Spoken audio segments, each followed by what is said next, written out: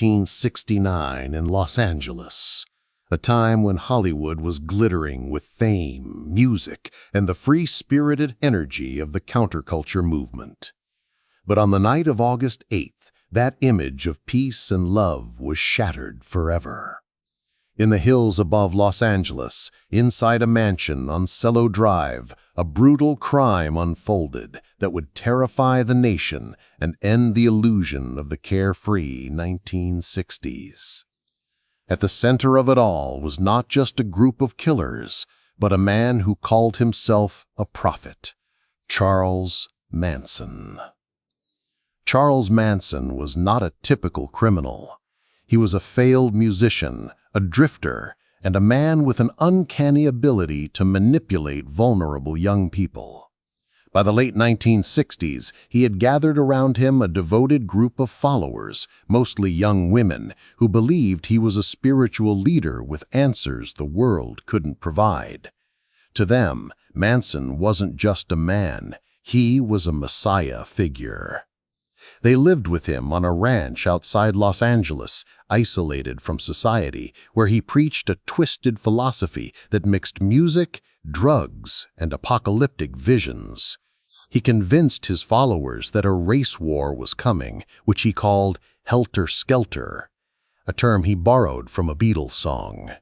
In his delusion, this war would end with him and his family rising as rulers of a new world.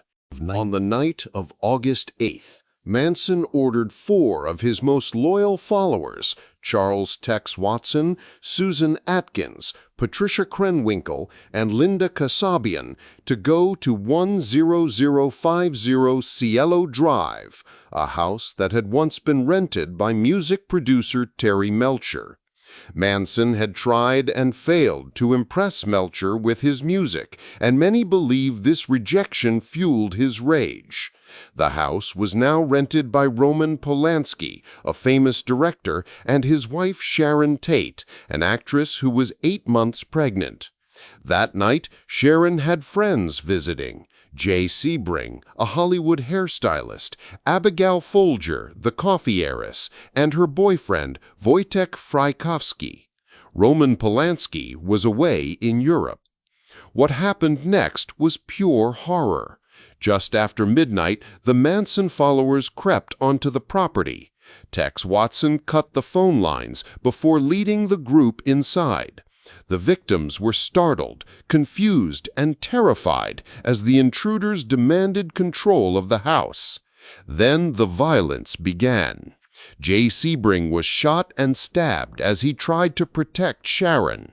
Abigail Folger ran out into the yard screaming for her life, but was chased down and stabbed dozens of times. Frykowski was beaten, stabbed, and shot as he desperately tried to escape. Finally, Sharon Tate, pleading for the life of her unborn baby, was mercilessly stabbed to death. When the killers left, 5 people were dead, including Sharon's unborn child.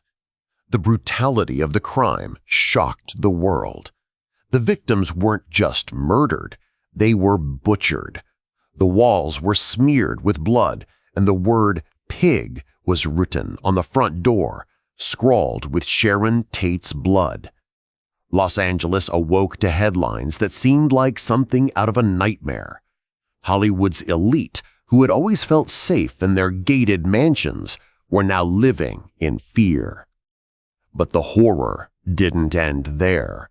The very next night, Manson sent out more followers to kill again. This time, the victims were Lino and Rosemary LaBianca, a wealthy couple in Los Angeles. They were stabbed and mutilated in their own home, and once again, messages were left in blood on the walls. The killings seemed random, senseless, and filled with the level of cruelty that made no sense to investigators. For months, the city lived in terror.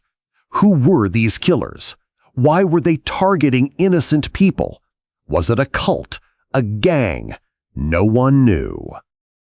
The truth finally came to light when Susan Atkins, one of Manson's followers, was arrested for an unrelated crime and began talking in jail. She bragged to other inmates that she had killed for Charles Manson, describing the Tate murders in chilling detail. This confession led police to the Manson family ranch, where the shocking reality was uncovered. Charles Manson hadn't physically committed the murders himself, but his influence and control over his followers were so strong that he could command them to kill, and they obeyed without question. The trial that followed was one of the most infamous in American history. Charles Manson, with his wild eyes and carved swastika on his forehead, became a symbol of evil. He showed no remorse, often laughing in court, singing or ranting about his visions of Helter Skelter. His followers, including Atkins, Krenwinkel, and Leslie Van Houten, also displayed eerie devotion, sometimes smiling or singing during testimony. The nation watched in horror as the trial revealed the depths of Manson's control, his manipulation, and the senseless brutality of the crimes. In the end, Charles Manson and several of his followers were sentenced to death, though their sentences were later reduced to life in prison when California abolished the death penalty. Manson would spend the rest of his life behind bars, dying in 2017 at the age of 83. But the legacy of his crimes never faded. The Manson murders weren't just shocking because of their brutality, they symbolized the death of the 1960s dream. The era of peace, love, and freedom was suddenly stained with blood. If a beautiful actress in her own Hollywood home wasn't safe, who was? The killings ended the innocence of Hollywood and changed the way Americans saw the counterculture movement. The words Helter Skelter would forever be linked not to music, but to madness and murder. Even today, the Manson family murders continue to fascinate and horrify.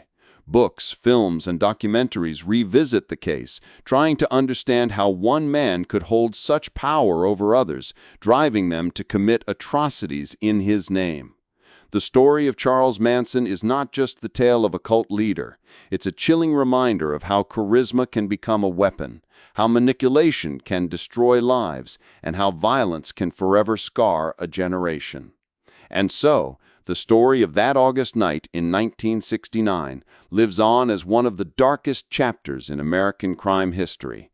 It was the night Hollywood lost its innocence, the night dreams turned into nightmares, and the night the name Charles Manson was etched into infamy.